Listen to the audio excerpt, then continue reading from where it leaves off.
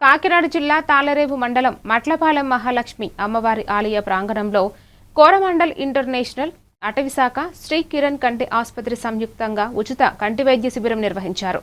జిల్లా అటవీశాఖ అధికారి ఎన్ రామచంద్రరావు శిబిరాన్ని ప్రారంభించారు.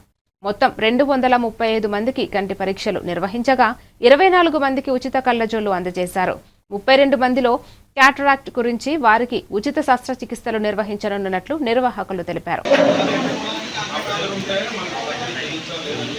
అందరికీ నమస్కారం.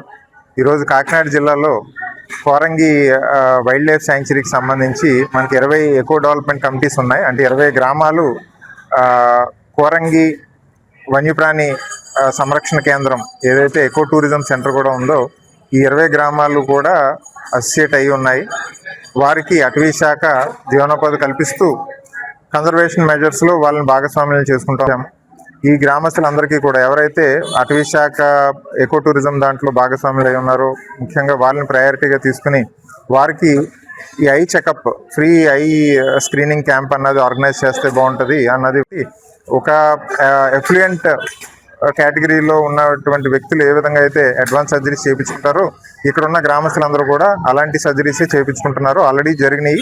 ఈరోజు సుమారు 300 మంది ఈ ఐ స్క్రీనింగ్ క్యాంప్కి రావడం జరిగింది. వారందరూ చాలా వేస్తున్నారు. నేను ముఖ్యంగా కోరమండల్ ఇంటర్నేషనల్ లిమిటెడ్ వారిని అలాగే కిరణ్ ఐ హాస్పిటల్ వారిని ఈ సందర్భంగా వారికి ధన్యవాదాలు తెలుపుతున్నాను. రానున్న రోజుల్లో మరిన్ని వెల్ఫేర్ ప్రోగ్రామ్స్ ఈ ఈడీసీ ఎకో డెవలప్మెంట్ కమిటీ ఈ 20 విలేజెస్ ఏవైతే ఉన్నాయో కోరింగా కానుకుని ఉన్నటువంటి వారందరికీ కూడా డిపార్ట్మెంట్ అటవీ శాఖ కాకినాడ జిల్లా సపోర్ట్ చేస్తుంది. మరిన్ని కార్యక్రమాలు వీరి సపోర్ట్ తోటి టేకప్ చేస్తుంది. Thank you.